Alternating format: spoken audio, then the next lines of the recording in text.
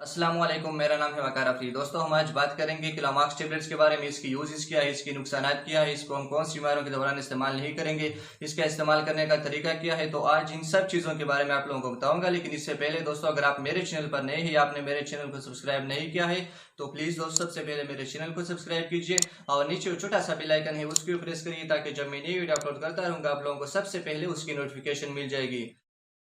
दोस्तों, वीडियो को शुरू करते हैं। जो कि लामार्क्स टेबलेट है, ये इसका जो जेनेरिक फार्मूला है कोरमॉक्सिक्लेव है। जो कोरमॉक्सिक्लेव है, ये हमारे साथ दो ड्रग्स या दो एंटीबायोटिक्स की कॉम्बिनेशन से बनाया गया है। एक हमारे साथ एमोक्सिसिलिन है और दूसरा हमारे साथ है क्लिवलोनिक एसिड। जो एमोक्सिसिलिन है, ये जो बैक्टीरिया की सेल वॉल में जो पेनिसिलिन बेंडिंग प्रोटीन होती है, ये उनके साथ मिल जाता है और फिर उन की वजह से जो बैक्टीरिया की सिंथेसिस होती है, बैक्टीरिया सेल वॉल की जो सिंथेसिस होती है, ये ब्लॉक हो जाती है और फिर उस बैक्टीरिया की डेथ काज हो जाती है। इसके अलावा हमारे साथ दूसरा एंटीबायोटिक है क्लिवलोनिक एसिड। जो क्लिवलोनिक एसिड है, ये हमारे साथ बीटा लैक्टेमेज इनहिबिटर है। बीटा लैक्टेमेज हमारे साथ एक एंजाइम है जो कि बैक्टीरिया प्रोड्यूस करती है अपने डिफेंस के लिए, अपने दिफा के लिए प्रोड्यूस करती है। और जो क्लिवलोनिक एसिड है, ये उस एंजाइम को ब्लॉक करता है, इनहिबिट करता है और फिर उस बैक्टीरिया की डेथ काज हो जाती है। इसके बाद दोस्तों, हम यूजेस की तरफ चलते हैं कि जो केलामाक्स टेबलेट्स है, ये हम कौन सी बीमारियों के दौरान इस्तेमाल कर सकते हैं। ये हम गोनोरिया में इस्तेमाल कर सकते हैं। गोनोरिया हमारे साथ एक सेक्सुअली ट्रांसमिटेड डिजीज है, मतलब जो सेक्सुअल इंटरकोर्स की वजह से एक आदमी से दूसरे आदमी में मुंतकिल या ट्रांसमिट हो सकती है। ये एक बैक्टीरिया से काज होती है जिसका नाम है नाइजेरिया गोनोरिया। तो उसमें आप ये जो टेबलेट्स इस्तेमाल कर सकते हो। इसके अलावा आप नमूनिया में इस्तेमाल कर सकते हो। नमूनिया में मतलब जो आपका लंग्स है, वहां पर इन्फेक्शन या इन्फ्लेमेशन होती है सीवियर किस्म की, तो ये भी हमारे साथ मोस्टली एक बैक्टीरिया से काज होती है जिसका नाम है स्ट्रेप्टोकोकस नमूनिया। तो उसमें भी आप ये टेबलेट इस्तेमाल कर सकते हो। इसके अलावा टाइफाइड में इस्तेमाल कर सकते हो। टाइफाइड एक बैक्टीरिया से काज होती है जिसका नाम है सल्मोनेला टाइफी, तो उसमें भी आप ये टेबलेट इस्तेमाल कर सकते हो। इसके अलावा टॉन्सिलाइटिस में इस्तेमाल कर सकते हो।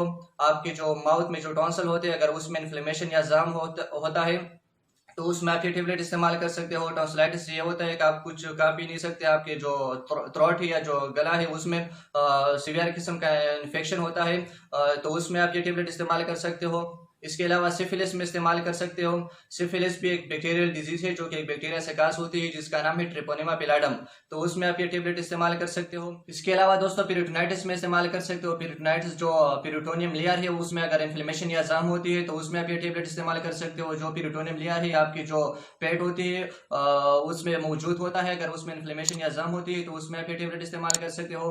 इसके अलावा एक्यूट एंड क्रोनिक ब्रोंकाइटिस में इस्तेमाल कर सकते हो। एक्यूट एंड क्रोनिक का क्या मतलब है? कुछ डिजीज कम टाइम के लिए होती है या जो इन्फ्लेमेशन होती है उसको हम एक्यूट बोलते हैं। जो डिजीज या जो इन्फ्लेमेशन बहुत से टाइम के लिए होती है, क्रोनिक जिसको हम बोलते हैं, या महीने के लिए होती है या सालों के लिए होती है, तो उसको हम क्रोनिक बोलते हैं। और जो हफ्ते या 2 हफ्तों के लिए जो डिजीज होती है, तो उसको हम एक्यूट बोलते हैं। तो एक्यूट एंड क्रोनिक ब्रोंकाइटिस दोनों में इस्तेमाल कर सकते हैं। ब्रोंकाइटिस क्या है? ब्रोंकाइटिस जब आपका जो ब्रोंकस है उसमें इन्फ्लेमेशन या जाम होती है, तो उसको हम ब्रोंकाइटिस बोलते हैं। ब्रोंकस कहाँ पर मौजूद होता है? ये हमारे साथ जो लंग्स है वहाँ के नजदीक मौजूद होता है, जो कि रिस्पायरेटरी जो सांस लेने का रास्ता है वहाँ का एक पार्ट है। जब उसमें इन्फ्लेमेशन या जाम होती है, तो उसमें आप ये टेबलेट इस्तेमाल कर सकते हो। इसके अलावा ओटाइटिस मीडिया में इस्तेमाल कर सकते हो। अगर आपके कान में इन्फेक्शन या इन्फ्लेमेशन है, आपके कान से म्यूकस वगैरह आ रहा होता है, तो उसमें आप ये टेबलेट इस्तेमाल कर सकते हो। इसके अलावा डेंटल एब्सिस में इस्तेमाल कर सकते हो। अगर आपका जो दांत है उसमें इन्फ्लेमेशन या जाम होती है, वहाँ पर पस मौजूद होता है, आपका जो टीथ है उसमें इन्फ्लेमेशन या जाम है, तो उसमें आप ये टेबलेट इस्तेमाल कर सकते हो। इसके अलावा हार्ट फेलर में इस्तेमाल कर सकते हो। अगर किसी बंदे का हार्ट फेल हो चुका है, तो उसमें आप ये टेबलेट इस्तेमाल कर सकते हो। इसके अलावा एच पाइलोरी इरिटेशन में इस्तेमाल कर सकते हो। एच पाइलोरी हमारे साथ एक बैक्टीरिया है जो कि आपके स्टोमक में मौजूद होता है। अगर उस बैक्टीरिया की वजह से आपके जो स्टोमक है उसमें इन्फ्लेमेशन या जाम काज करता है, या अल्सर जिसको हम बोलते हैं, वो इससे काज हो जाता है, तो उसको खत्म करने के लिए तो ये टेबलेट इस्तेमाल कर सकते हो। इसके अलावा आरटीआई में इस्तेमाल कर सकते हो, जिसको हम रिस्पायरेटरी ट्रैक इन्फेक्शन बोलते हैं। अगर आपको सांस लेने में तकलीफ होती है या आप सांस अच्छी तरीके से नहीं ले सकते, या आपका जो सांस लेने का रास्ता है वहां पर इन्फ्लेमेशन या जाम है, तो उसमें आप ये टेबलेट इस्तेमाल कर सकते हो, जिसको हम रिस्पायरेटरी ट्रैक इन्फेक्शन बोलते हैं। इसके अलावा आप यूटीआई में इस्तेमाल कर सकते हो, जिसको हम यूरिनरी ट्रैक इन्फेक्शन बोलते हैं। अगर आपका जो पेशाब आने का रास्ता है या आपको पेशाब आने में तकलीफ होती है, सोजन होती है, तो उसमें आप ये टेबलेट इस्तेमाल कर सकते हो। इसके अलावा पाइलोनेफ्राइटिस में इस्तेमाल कर सकते हो।